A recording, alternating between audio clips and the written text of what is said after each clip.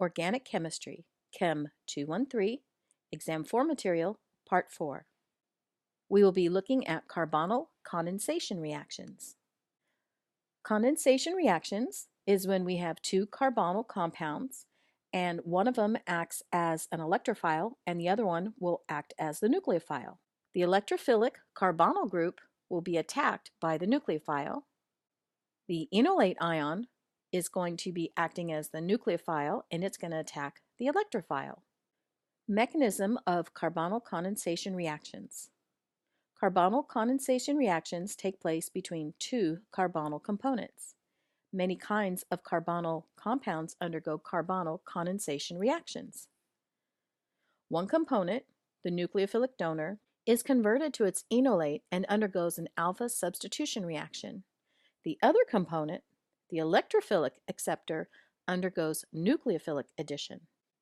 So let's take a look generally what happens in these reactions. One of the carbonyl compounds is going to be converted to its enolate and the reaction site is going to be at the alpha position. Another carbonyl compound, because it already has a polar carbonyl group here, is going to have this nucleophile, is going to attach to this carbonyl group here, and then we're going to have our product of our condensation reaction. Two carbonyl groups will be joined together. Condensations of aldehydes and ketones. This is known as an Aldol reaction.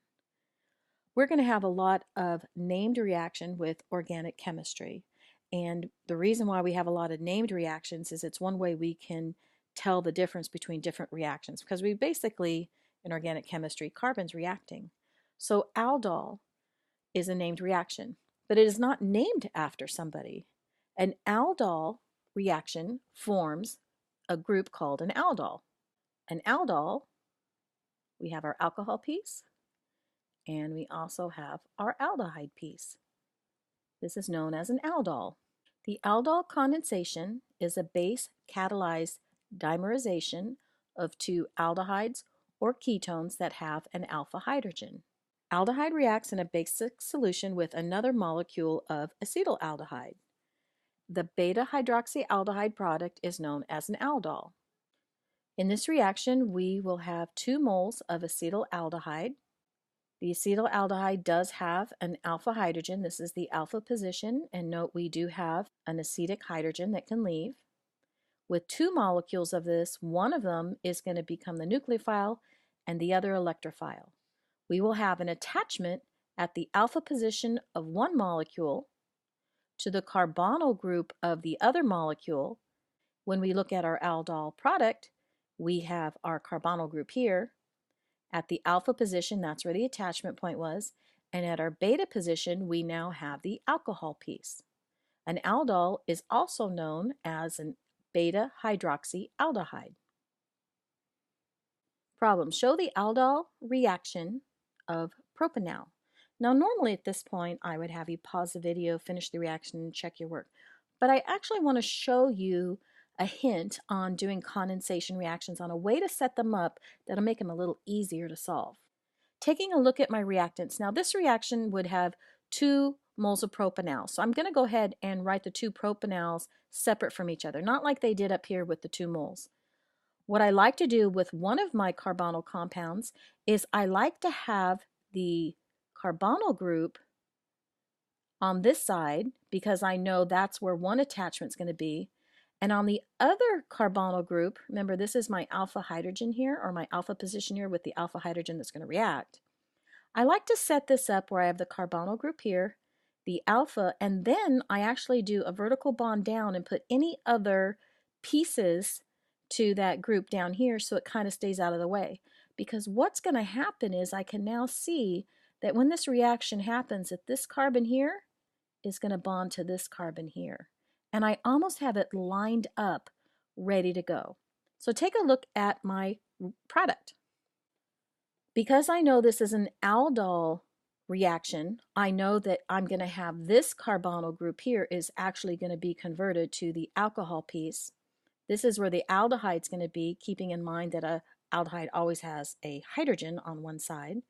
This is where the alpha carbon connected to the carbonyl group, and again, I just went ahead and kept this down here so it's off to the side.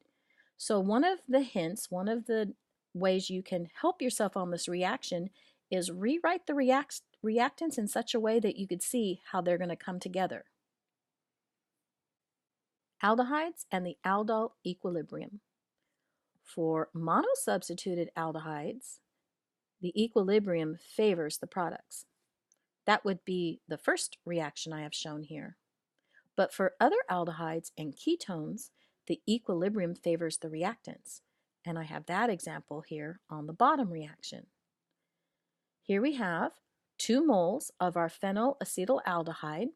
See that the reaction arrow is longer as written in the forward direction towards the products, and the reactant side is smaller. We're going to have an attachment on one of these at the carbonyl carbon, and the other one's going to be at the alpha carbon. So let's take a look. Here's our benzene ring, here's our alpha. What you might want to do for practice is, as I showed you as an example on the previous slide, write these as 2 separate reactants, have one of them where the carbonyl group is on the right hand side, and then the alpha hydrogen is ready to go, the alpha position on the carbon, and the rest of the R group coming down, and see how you can make the same product and check your work. Do that again with this reaction too. It's good practice. Here we have 2 ketones, and as we saw before with the equilibrium, that it favors the reactant.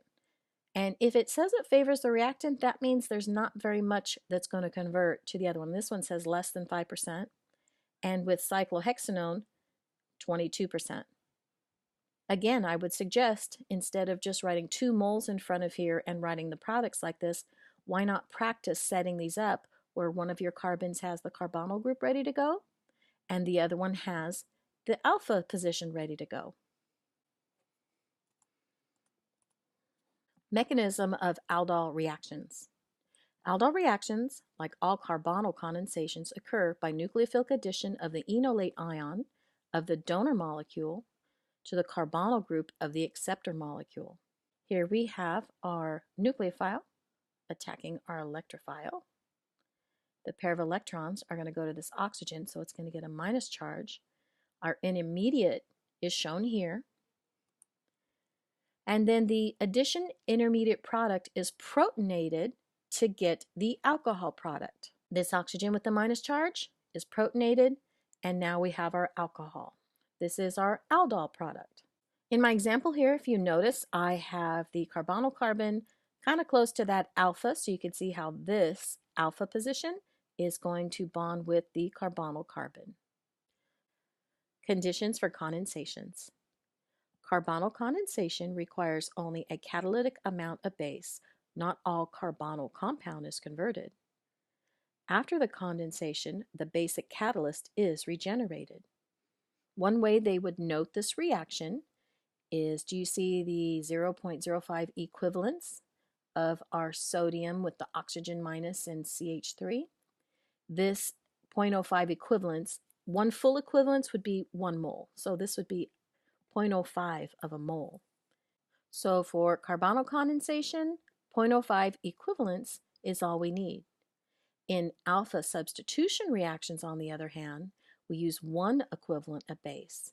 Reactions are accomplished by converting all of the carbonyl compound to the enolate, so it is not an electrophile. This reaction, we have 1 equivalent of LDA, THF, minus 78 degrees, and for some reason, again, the degree sign isn't shown, but the infinity sign, so please make sure your slide is okay. It should be degree C. Dehydration of aldol products. Synthesis of enones. Aldol products are easily dehydrated. The beta-hydroxycarbonyl products dehydrate to yield conjugated enones. The term condensation refers to the net loss of water and the combination of 2 molecules. In our example, we see we have a beta-hydroxyketone or an aldehyde. Either under acidic or basic conditions, an enone can be formed, and it is a conjugated enone. Conjugated is when you have alternating double and single bonds. Because this has a double bond and a ketone feature, it is known as an enone. The En is for the carbon-carbon double bond, and the ONE is for the ketone feature. Dehydration of beta hydroxyketones and aldehydes. See, I'm missing an R here. The alpha hydrogen is removed by a base, yield an enolate ion that expels the OH leaving group. This would be in basic conditions.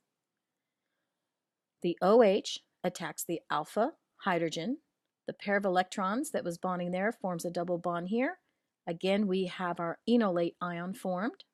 The OH is expelled, and now we have an alpha-beta unsaturated ketone. Under acidic conditions, the OH group is protonated and water is expelled. The alpha hydrogen here will join the OH group up here, forming an OH2+. The pair of electrons that was holding our hydrogen here will make a carbon-carbon double bond here, and then this oxygen is going to grab another hydrogen plus. Remember, this is acidic conditions. H3O plus is added. In the enol form, this hydrogen is going to be removed, is going to donate its electrons to this oxygen. Carbon-carbon double bonds can be donated here. Too many bonds to carbon. This OH2 is going to be removed, and don't forget we had this other hydrogen out of there. That's where the H3O plus comes into play. Again, we're going to be making an alpha-beta unsaturated ketone. We can make it under acidic conditions or basic conditions. In both of these cases, we were able to produce an alpha-beta unsaturated aldehyde or ketone, depending on what we have here. The top one is base catalyzed, the bottom acid catalyzed. Using aldol reactions in synthesis. If a desired molecule contains either a beta-hydroxycarbonyl or a conjugated enone, it might have come from an aldol reaction. Here we have two aldol products. These are our reactants. The carbonyl group is being attacked by the alpha hydrogen. And because we can get the enone, or we can also get the aldol, extending the synthesis. Here we have a multiple step synthesis, and what we're going to do is we're going to make 1-butanol, an alcohol, using an aldol reaction of ethanol. Getting started, we have 2 moles of ethanol, and under these conditions we're going to go ahead and have them join together in a condensation reaction. Using sodium borohydrate and acidic conditions, we now have our aldol product. The aldol product can undergo a reduction using hydrogen and palladium. And what that's going to do is it's going to cause this carbon-carbon double bond to be reduced, and now we have our alcohol. Mixed aldol reactions. A mixed aldol reaction between 2 similar aldehydes or ketones leads to a mixture of 4 possible products. This is not useful. You'd have to separate the products out. But here's the thing. This mixed aldol reaction shows up practically on every organic standardized test I've ever seen. Or they'll even ask you, if you have 2 different aldehydes or ketones, how many possible products can you have? This reaction here of acetaldehyde with propanol is probably the most common example we see. So what can happen is you can have 2 acetaldehydes combined, one of them at the alpha position with the carbonyl of the other, and that would be this product right here. You can have 2 propanols react with each other, one of them at the alpha hydrogen position, alpha carbon position, to the carbonyl of the other, and you would get this product. It shows you symmetrical products. That would be these 2 up here. These 2 on the left-hand side would be your symmetrical products. Now here's where 2 more products come from. You can have 1 acetaldehyde and 1 propanol. But here's the catch. You can have the acetaldehyde react on the carbonyl carbon in one case, and you can have the propanol react at the carbonyl group in the other case. That's where the mixture comes from. If you take a look at these 2 mixed products here, you can see here that we have the carbonyl compound of the acetaldehyde as the attachment and the alpha position of the propanol, where in this case, it's the carbonyl compound of the carbonyl carbon of the propanol with the alpha position of the acetaldehyde. Definitely practice these types of reactions. You're going to see these again. So we saw when we got mixed aldol condensations, and you can have up to 4 products, that's not practical. Well, let's look at some practical mixed aldol condensations. A single product can be formed from 2 different components, but this is what we have to look for. One of the carbonyl partners cannot have an alpha hydrogen, and the carbonyl is unhindered, such as benzaldehyde and formaldehyde. These are good electrophiles and can react with enolates. Then a mixed aldol reaction is likely to be successful because we can get one product out of it. 2-methyl-cyclohexanone. This compound does have alpha hydrogens, whereas benzaldehyde does not have any alpha hydrogens. On benzaldehyde, this carbon is the alpha position. It already has 4 bonds to other carbons, and so there are no hydrogens here. So we are using benzaldehyde. The only place it can react would be here on our carbonyl group, whereas with our 2-methyl-cyclohexanone has the alpha position, so we can have the carbonyl of this reacting and combining with the alpha position of this one. Mixed aldols with acidic carbonyl compounds. A single product can be formed from 2 different components if one carbonyl compound is more acidic. Ethyl acetoacetate is commonly converted to its enolate ion under much less basic conditions than monocarbonyl partners. Aldol condensations with ethyl acetoacetate occurs preferentially to give a mixed product. Let's see where the acidic hydrogens are in ethyl acetoacetate. Here's the alpha position. Here are the alpha hydrogens. But because this carbon has to the left of it a carbonyl group and to the right of it a carbonyl group, these 2 hydrogens are especially acidic, meaning it would be easier to convert that to its enolate before the other guy can.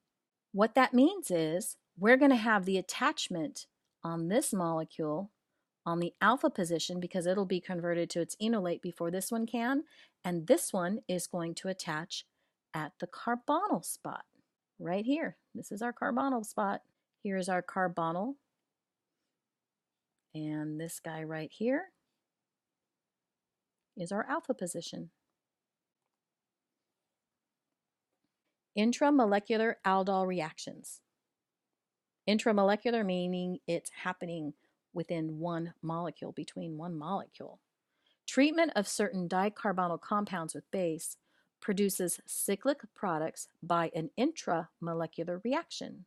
In order for this to happen, you have to have enough carbons going on in order for this ring to happen, because we've got to keep in mind that the smaller rings are much harder to make. And if it's too big, you have too many carbons, the likelihood of these getting into the correct orientation isn't as likely. What I like to do in these cases is I like to number my carbons so I can see where everything goes. I'm going to start off here and label this one carbon number 1. Here's 2, 3, 4, 5, 6, and 7. Here's 7, 6, 5, 4, 3, 2, and 1. We can see that the carbon here labeled number 1 becomes a carbon-carbon double bond with this oxygen. So here we have our example of 2,6-heptane dione undergoing an intramolecular aldol. It has sodium hydroxide and ethanol to form 3-methyl-2-cyclohexenone. The Claisen condensation reaction. Reaction of an ester having an alpha hydrogen with 1 equivalent of base to yield a beta keto ester. We have 2 moles of our starting material, sodium oxygen minus with the ethyl group, CH3+. We are going to have one of these at the alpha position, and the other one's going to connect at the carbonyl group. Remember, that's what happens with all these condensation reactions. As in an aldol condensation, writing two Claisen components in the correct orientation makes it easier to predict the product. So here I have one of them set up where you can see I actually colorized it. I have the OET here. This OET is the same as this O ethyl group.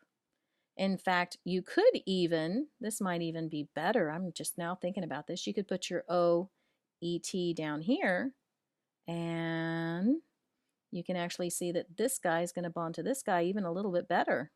That actually might be a nice way to do it too. So if you have this carbonyl group ready to go in either of these two forms, you pick what you like, and then the side where the alpha carbon is going to be attacked, have anything else with it coming down vertically, you can see that this carbon is going to bond to this carbon. It makes it a little easier to predict the products. So for a Claisen condensation, instead of an aldehyde or ketone coming together, we have two esters coming together. Because we're doing two esters, this group right here is going to become an alcohol product. We have the alpha position of one ester connecting to the carbonyl group of another ester, and that piece that's severed off here becomes an alcohol, a secondary product. Problems. Show the reaction of the Claisen condensation of the following. On letter A, I have the condensed structural formula. On letter B, ethyl cyclohexyl acetate. I drew the structure for you over here. So go ahead and write out the reactions, pause the video, and come back and see how you did. Okay, so what I did here is I have my carbonyl attachment here, my alpha attachment here. This carbon is going to bond to this carbon right here. This piece here is going to become an alcohol secondary product. All right, this one at first look may not look like I have it all lined up, but I have my alpha position here. It's going to bond to the carbonyl group here. On this ester, this piece here is going to become our secondary product of alcohol. How'd you do? Mixed Claisen condensations. They're successful when one ester acts as the electrophilic acceptor in reactions and the other ester anions to give a beta keto ester. In this case, as we saw with the mixed aldol condensations, if one of them doesn't have an alpha hydrogen, then we can control this. So when they're saying it's successful, what they're saying is we don't have a mixture of products, we have as few products as possible, so that way it's more pure and we don't have to do a separation technique. So here we have ethyl benzoate noted as the acceptor, ethyl acetate as the donor. Let's look at in terms of alpha hydrogens. Our ethyl acetate has alpha hydrogens on this carbon. Ethyl benzoate, this is the alpha position. As we saw before, there are no hydrogens here. So the only thing that can happen would be this carbon could bond to this carbon here. The ethyl acetate, it will be the nucleophile attacking our electrophile. This extra piece here, do you remember what's going to happen to that? Yep, it's going to become that secondary product of alcohol. I noticed on a bunch of our examples they use OET. That seems to be quite common when they're writing these reactions, because if they use the abbreviation ET, it's shorter. It's just, like a shorthand notation. But they could use things other than ET there. They could be other size alkyl groups. So don't get used to always having an ET there. Just know that that can be possible, but it could also be other R groups. And then in summary, my acceptor has no alpha hydrogen, while my donor does have an alpha hydrogen. So we looked at aldehydes and ketones reacting with each other, and then we looked at esters reacting with each other. Let's now look at esters and ketones reacting with each other. Esters and ketones. Reactions between esters and ketones result in a beta diketone. Best when the ester component has no alpha hydrogens and can't act as the nucleophilic donor. So let's take a look at our starting materials.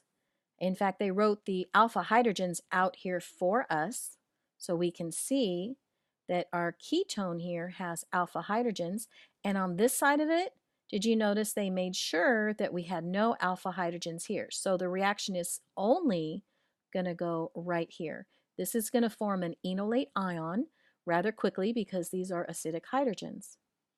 For our ethyl formate, there is no alpha carbon on this. Notice there's a hydrogen here and an oxygen here. So the only thing that's going to happen is the enolate ion here is going to act as our nucleophile. It's going to attack the carbonyl group here, and this is the only product we can get out with these reactants. A beta ketoaldehyde. This section here is our aldehyde, and alpha to that, we still have an acidic hydrogen, but beta to that is where our keto is. This is the beta position. This is the alpha position. So we have a beta ketoaldehyde as our product. Intramolecular Claisen condensations. The Dieckmann cyclization. So I'm going to warn you, for the rest of this chapter, we have a lot of named reactions named after different people, and you are responsible to know if someone says a Dieckmann reaction, you need to know what reaction that is. You do have to match those up. That's just something that happens with CHEM. So let's take a closer look at this specific reaction. A 1,6-diester can form a 5-membered ring, which is a beta-ketoester. So we're looking in this case with the Dieckmann cyclization, we have 2 esters. That's why it's called a Claisen condensation. Claisen condensation is when we have 2 esters in the reaction. What I like to do, so I can kind of keep track of where things are coming and going, I like to number my carbons. Now, the numbering of the carbons has nothing to do with the name. It's just so I can have some bookkeeping. My carbonyl carbon, I have 1. I came around the circle here and numbered this as 5. What I chose to do in my numbering system is just number those involved in the actual ring. So what's going to happen is, here's my carbonyl group. This is its alpha position. So this alpha carbon is going to attach the carbonyl carbon there. Alpha of one to the carbonyl of the other. That's how we get a 5-membered ring. As we had with other Claisen condensations, the one that is attached to the carbonyl group, that's the one that loses this piece, that becomes the alcohol. The other one maintains this group. We can see that we can also get 6-membered rings from a 1,7-diester.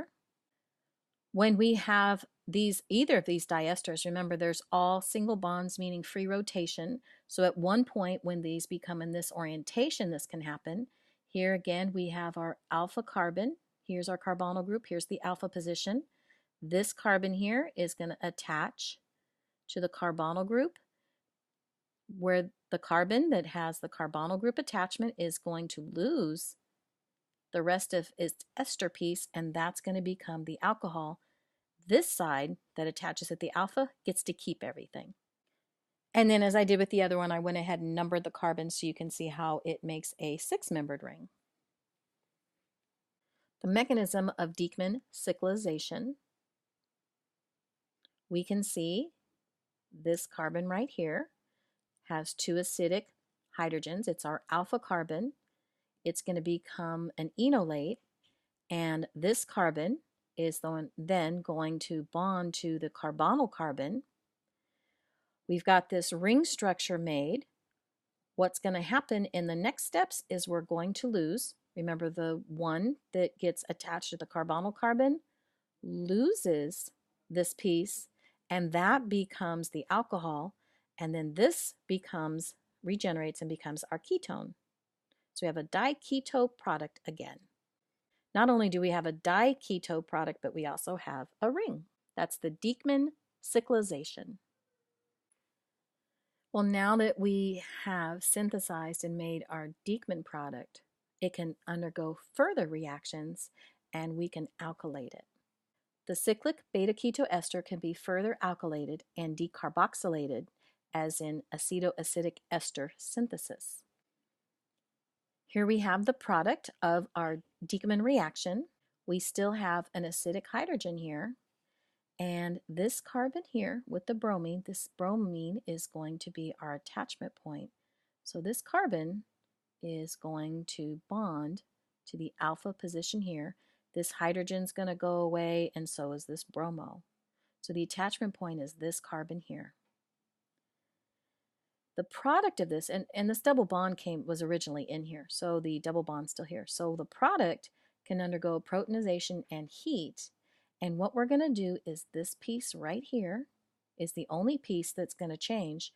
That is going to be removed in a decarboxylation. That's where the CO2 comes from, and we now again have our acidic hydrogen back there on the alpha position, but now we put a new R group on there.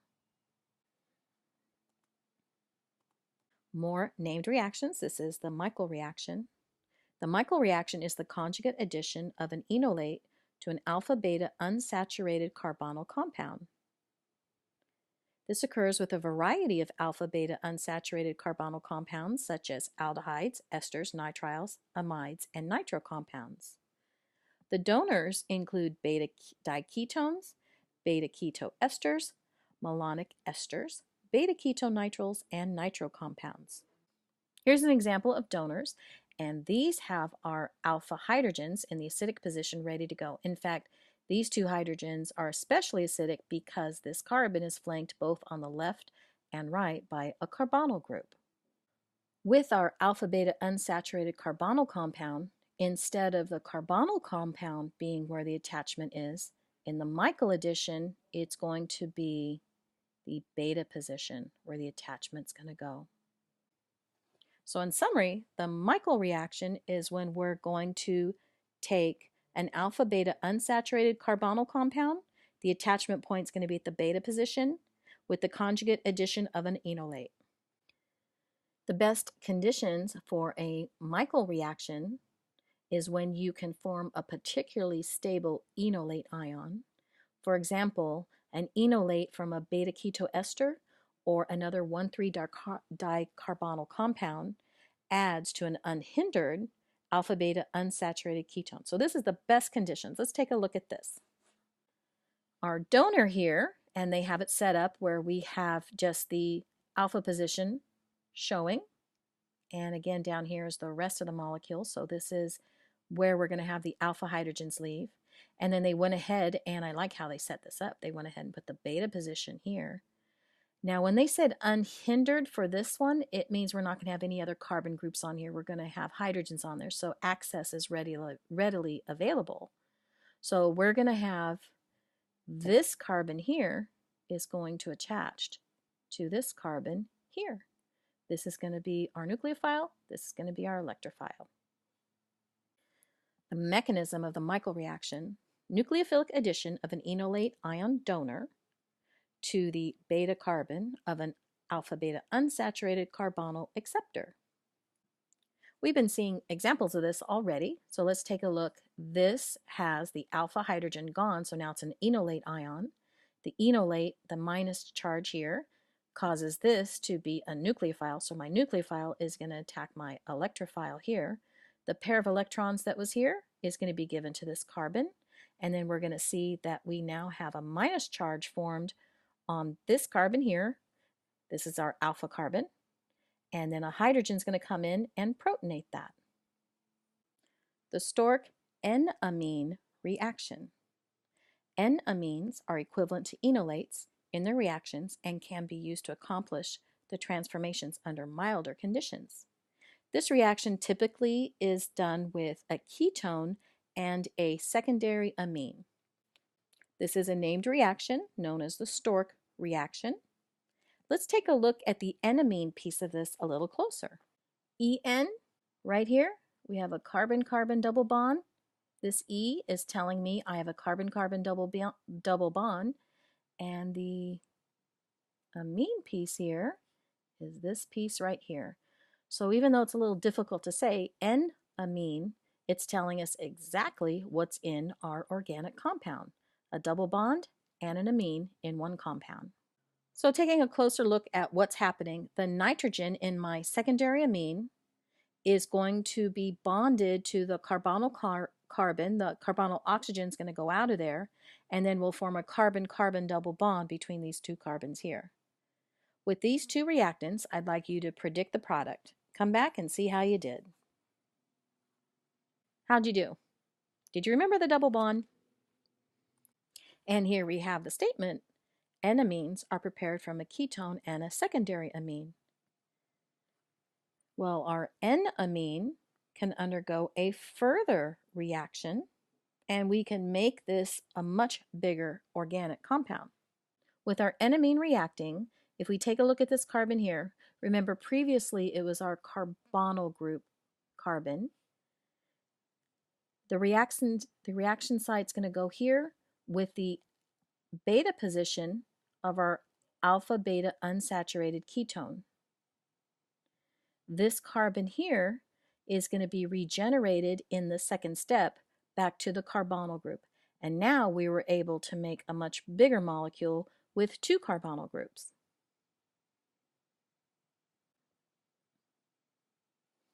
Why N-amines are nucleophilic? The overlap of the nitrogen lone pair orbital with the double bond pi orbitals increase electron density on the alpha carbon. So this graphic is showing us and comparing an enolate ion to an N-amine. The enolate ion, we've seen that quite a bit, but let's review before we take a look at the N-amine. Lone pairs of electrons are going to cause a carbon-carbon double bond here. Too many electrons on this carbon, so the electrons are going to go to the alpha carbon, causing us to have an anion, and again we have lone pairs with that. So this is going to be our nucleophile. With an N-amine, we have a similar situation where the pair of electrons are given between this bond here, and we're going to get a carbon-nitrogen double bond. Too many electrons here, causing the electrons to go to this carbon here, making an anion again, and this is also nucleophilic. So what the result is our N-amine happens to be a much stronger nucleophile than our enolate.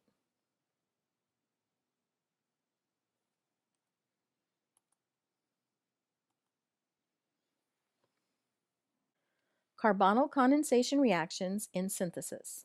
The Robinson annulation reaction. This is a two-step process.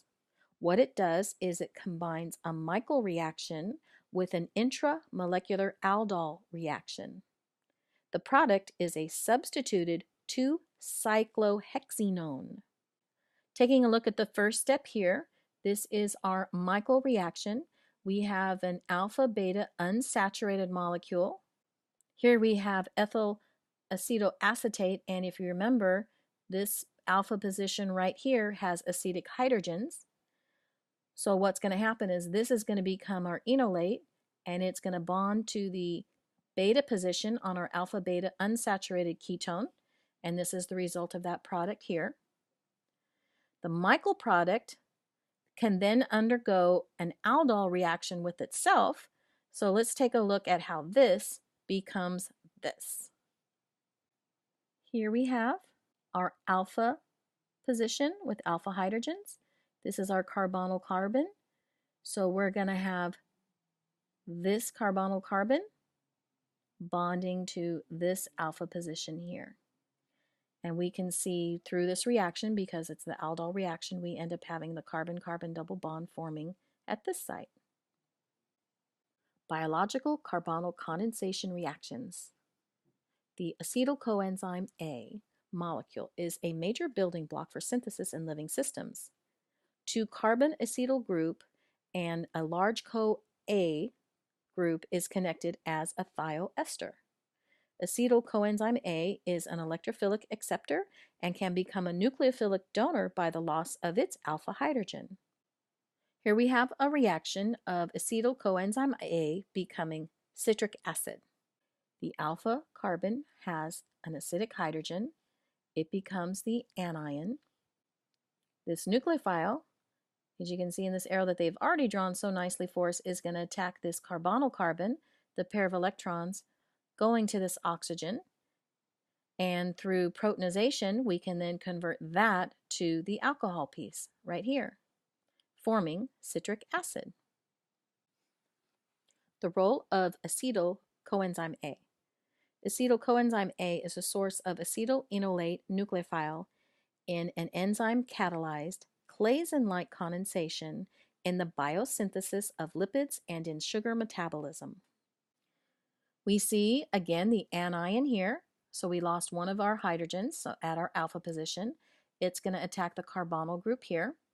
The pair of electrons going to our oxygen, and in this step here, our oxygen is going to come back and donate its electrons to this carbon, and this group here is going to be expelled, forming acetoacetyl-CoA. This concludes exam 4 material.